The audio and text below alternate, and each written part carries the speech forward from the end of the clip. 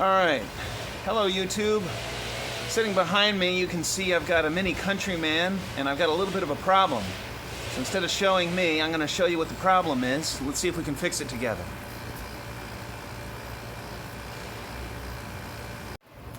So if we come around the side here, you can see that the Countryman has a nice split seat. We can fold all three sides down. It's not a 60-40. It's a 30-20-30. Or 30-40, 40-30, 40-20. Fuck it. Who cares? The problem is the seats are released by these little straps down here. You can see when you pull this, the seat pivots forward. Okay? It locks about there, locks all the way back, and both sides have one, and so does the center. The problem is the center strap is broken, so I have a strap for this side. I don't have a strap for this side. That means I've got no way to release it. Now, I'm past warranty. I actually reported this problem before the warranty expired, but it was a whole hassle trying to get the thing fixed. My MINI dealer is about 2 hours away, so that was a pain in the butt. They had to order a whole replacement seat, and then the order got fucked up, so I said fuck it. So what do? Well, I'm about to move, and I'm moving cross-country from Connecticut to Colorado. For me, that's a long frickin' drive, and I want to be able to put the seat down to fit all kinds of crap back here. So what do? Well, we're going to try to fix it. And I started pulling apart the seat. We're going to put this one down so we can have a look at it. Come around the trunk. I started pulling apart the seat to see how these things worked. And you can see what happens if you pull this leather and you pull it real hard backward. You can pull this little plastic retainer strap right off of this metal ledge. This strap fits in over this ledge and tucks into there like that, and that's how this is held. So if you pull that out a little bit, you can pull this whole piece away without damaging anything and kind of get a look at the inside. And you can see what we got here. You can see we have the pivot mechanism, and it's got a couple of pretty heavy-duty bolts there. And then down here, focus, you can see there's a hole that the cable goes down into, and probably there's some kind of pawl or cam that releases when you pull that cable to let the seat go. And what we need to do is get some kind of replacement cable down into there and up through this hole so that we can pull on it. It looks to me, just based on a couple of wear markings, I don't know if the camera's going to show them, but just there's kind of a little bit of wear right there. It looks to me like this is actually a bushing that cable rides over. I don't know how much the camera's getting here, but if you look carefully, focus, there's a gap right there. See, there's a little neck on this thing. And I'm betting that cable rides right over this thing and then down into that hole. So what we need to do is figure out a way to get down in there. Now, there's really no way down into this gap here. There's nothing I can get down in there to mess with it or work with it. This piece is kind of in the way. I don't really want to have to pull the whole trunk out. So I figured the next best thing is let's pull the seat out. There are plenty of videos on YouTube about how to pull a MINI seat out, but not for the Countryman.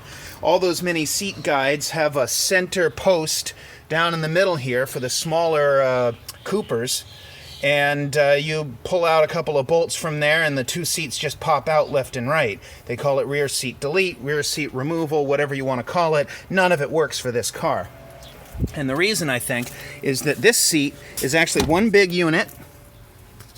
I'm going to put this back, and it's got two components. One is it's got a hinge down over here, and you can see there's a plastic clip I've pulled away, and down in there is a hinge. Now, what's not going to come out on this video is that there's fucking nothing in there. There's no bolts, there's nothing. It's just literally a pin sitting in a little cup and kind of riding back and forth in there. So that's not going to help us. Getting in there isn't going to do anything for us. We need to get around the other side, and I think the way we're going to do that is down here. You can see we've got these brackets, these little plastic clips sitting over what the rails ride on. And I'm guessing if we pull this away, bingo, we've got a bolt. And if we pull those three bolts out, there's one there, or four, another one there, another one there, and another one at the end. We're going to be able to pull this whole seat out as a unit, flip the bastard over, look at the underside, and there she goes. So I'm going to go get some tools. We're going to haul this fucker out and see what we got. Okay, segment 2, job done. As you can see, I got both seats out. I got access to the bottom of this one, and I'm not going to do it right here in this segment, but I'm going to figure out a way to get up in there and try to figure out how to get that center section released. In the meantime, let's just go back through how I got it out. It was a little bit of work, but I can see now that there's a second benefit for those of you, I'm going to come around this side, who may be needing to replace a fuel pump. This is going to be the video for you, because there she is. I'm sure that's the access cover for the fuel pump. Most cars, they are under a seat in the back somewhere. So if you're ever going to need to do that, that's what you need to get to, and this is how you're going to get to it. First of all, you've got these black plastic clips. This is great that the seat's out, because now you can see all the parts. They're going to be these black plastic clips that you just pull out. They just have 2 spring-loaded catches right there that stick in. Takes a little bit of force, but you can get them. Pull those straight out, and you got these bad boys in here. Now, this was a little bit of a treat. That's a T50. Okay, and I don't know if you're like me, you probably have a couple of Star and Torx wrenches lying around the shop, but maybe not a T50. That's a big, big fucker. So I had to go out to Harbor Freight and get myself a set, and that was kind of a treat. T50 is a good, meaty little piece of kit, and looks like this. Got myself a 1/2-inch drive, and focus, and there she is. So, you know, this Pittsburgh, I think it cost me $8.99 for a set that I will never use again. But that's what you're going to need. You cannot get these at Home Depot. They're bigger than what they carry. You can get them online if you don't mind waiting 4 days for the delivery. But otherwise, you're going to need the T50. Once you get that out, there's some bolts in the back. Now, when you pull the seat out, you're going to have access to 2 different sets of bolts. I pulled the wrong set out at first, and I'm just showing you which one's right and which one's wrong. There is a bolt. I don't know if this is going to come out with the sunlight. Let's see. There is a bolt hole right here, and a bolt hole further back, okay? This one is accessible if you just push the leather away from the seat a little bit with the seat slid all the way rear, this direction, okay? This is not the main one. That's the main one, and it's a little further back. You have to slide the seats all the way forward to get to it. I didn't realize that. It took me forever to figure out how to get the stupid thing out. You'll see what I mean here. The one in the back is the one that actually attaches to the floor of the car. The one in the front, there's no bolt that goes all the way up and through. And what that is that's just the track. So the seats slide back and forth on these tracks here, and you can see the tracks. And there's actually a bolt coming up through the track that hooks into where the seatbelt attach point goes. And you don't necessarily need to take that one out. If you do decide to take it out, as I did, you'll just have to put it back in later. That is a 13mm nut. It's one of the only ones you can actually use a standard socket for, so a 1/2-inch socket will drive that too. It's only 0.3 millimeters different, the way the math works out. The bigger one that's in the rear, you're going to need, let me double check, I think it's a 15mm.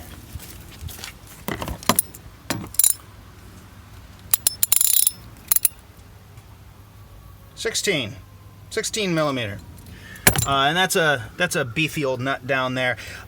Torque ratings, well, I don't have the service manual. But I do have kids, and some of them weigh 50 pounds, and I got a foot-long wrench, and I know what 50 pounds feels like, and it was about 30 pounds getting those guys out. These are the Torx socket cap screws.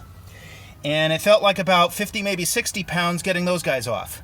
So if you trust my my judgment here, that's what it felt like. If you're the kind of person that likes to go on a torque wrench, maybe you want to get a better number. But in any case, 4 bolts in the front, 1, 2, 3, 4. 4 bolts in the back, 1, 2, 3, 4, and out she comes. I'll put another video together with me putting it back in. For now, I got to go take a look at the back seat and see what I can make of this release mechanism. All right, let's take a quick look at what went wrong. Focus, okay. So, this is a complicated mechanism, and it's really hard to see what's going on inside here. I'll try to pull this away. You can see that there's a number of gears and pawls actually sitting down in this slot in here, and they're all designed to be actuated by one lever arm. That lever arm goes in this hole here, this one that's missing something. you can see what it is kind of a spline, and this little guy fits in here. It's a press fit. Pretty strong piece of plastic, but still just a piece of plastic. Can't imagine where this is going to go wrong. Plus it's hollow, right? And turning this by dint of pulling this arm, this is basically a bell crank. So pulling this strap, pulls this arm forward, turns that, and boom, you have your recline. So this unit was broken. I don't know where the piece went. It's gone. Could be floating around down in there somewhere, but I fished around and couldn't find it. When the strap broke, this was all that broke. But this whole thing is missing, so I don't know what the hell happened. It's gone. It's missing somewhere. The one I'm holding in my hand came from this seat here. I just pulled it out to test that one just to verify what I was seeing. And actually, now that I know all of this, probably didn't need to take the seat out. The only way I could see everything was to get down in here and in an angle that I'm sitting at. But now that I know what I know, fixing this problem does not require removing the seats. You can fold this seat forward, pull this liner out the way I've done here to get access to that hole, and then try to figure out what the hell you're going to do from there. What the hell am I going to do? Well, I don't know. Got a couple of options, I suppose. This is kind of a press fit piece of plastic, and you can look if it'll focus. See if I can get it to focus here. Right, so do you see all these little bits of plastic that are curled up inside this gap in there? That's not made that way. What this was this was oversized, and they just forced the fucking thing in there, and it cut the splines that you see here. So this was probably machined just a tiny bit bigger than it is. And then as they forced it in, you can see the leftover plastic just got pushed down into that little gap down in there, where the splines were kind of cutting their teeth. So then this is kind of a little bell crank and kind of a little strap. It's all really Mickey Mouse. This strap is cheap, this rivet is cheap, this plastic is cheap, and the whole mechanism is cheap. For a BMW product, this is a little less than what I expected.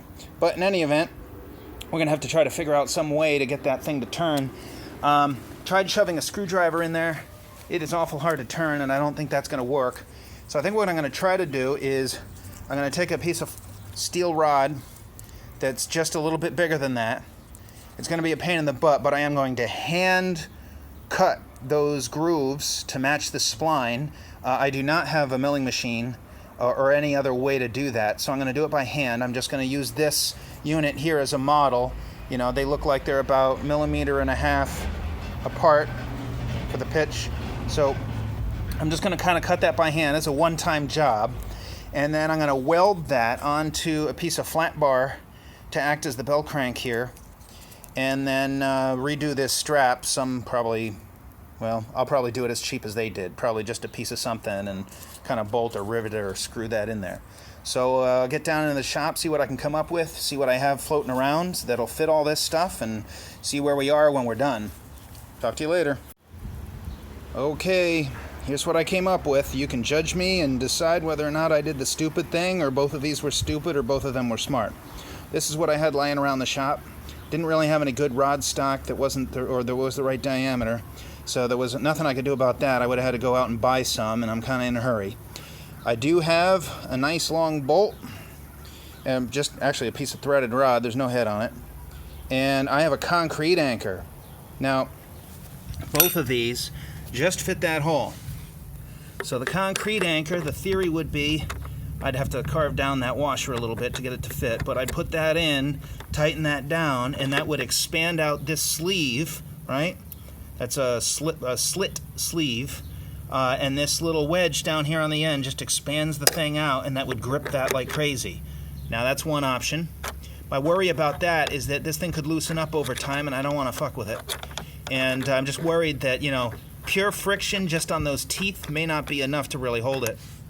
Now, this threaded rod here goes in nice and smooth. It has a little bit of play, so it's just a little undersized. The thing is, though, it's not going to grip anything unless I do something more with it. Can't really get to the other side, so I can't bolt it in there. What I was thinking, though, is I could take some JB Weld. I have some of that JB Weld putty, and I could get that down in there between the splines the JB Weld would fill those splines and then catch in the threads here. And the threads aren't straight, you know, they are threaded at a pitch. So I think that I might be able to get just enough grip there. Feels like about a couple of pounds of pulling force, so it's not pulling real hard. And I think the JB Weld would hold up pretty good. So that's what I'm going to go with, and I hope to God it works. We'll find out. I'm going to cut this rod off, leave myself about, hard to say, but about 1.5 inches, just by eyeball. And I'm going to cut that off flush. I'm going to cut a piece of flat bar stock to act as that bell crank here, and then put a little bit of strap on the end. We'll see how it goes. You know, people on YouTube are always showing off stuff they're proud of, things that they've put hours of work into on milling machines and all that kind of stuff. And I thought it would be handy to show in this video something I'm not proud of. This is something that literally took me 10 minutes to put together. I think it's going to work. This is shade tree mechanic type stuff, but without any of the quality or caring or feeling. I just want this thing to go up and down once or twice, and I'm done. I have about an hour left to get this thing done. I don't have a lot of time to haul out my welder. I have one. I don't have any time to haul out my grinder and make splines and do all that kind of stuff. I have one. I am literally working in a tiny little shop full of junk, and it looks like this because I have been here for 3 months. I've just moved from my previous shop. I haven't even had time to really unpack, and I'm already moving again. That's why I gotta get the seats down. So for me, hauling all that stuff out and getting my shop set up just to make one little part doesn't make any sense. This is what I came up with. You laugh if you want to. You tell me if you love it. So what this was is one of my classic little junk sale finds. I like to go around some of the tag sales and pick up miscellaneous bits of crap that I can weld together and that kind of thing. Just, you know, extra material, and that sure came in handy. I think I picked this thing up for 10 cents. This was a barbecue fork. What it really was a little piece of stainless steel, which came in handy because I needed one. And what I did was I cut the back of the handle out, made myself a little bell crank out of it. It already had a hole cut in the end, which worked out pretty well. And I ended up going with that bolt. I used that concrete anchor. What I did was I cut down, it's got a little sleeve here. This is some of the bits that are left over. It was too long. It's designed to go about 2 inches into the concrete, and I cut it down so that it's just got a couple of little fingers left. You can see what's left over the bolt. It's about that long. So I cut that down. There's the wedge. There's some fingers. I think if I wedge that in there pretty tight, it's going to hold really well. And it's going to expand just fine. And I got the bolt, and you can see it fit right in there, neat as you please. I drilled myself a little hole right in the end here, kind of ground it off at an angle. And let's go see if it works. 9/16 wrench, and I'm ready to install it.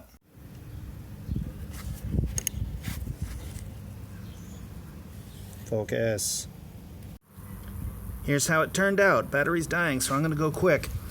I put it in there, bolted it in, used a screwdriver to just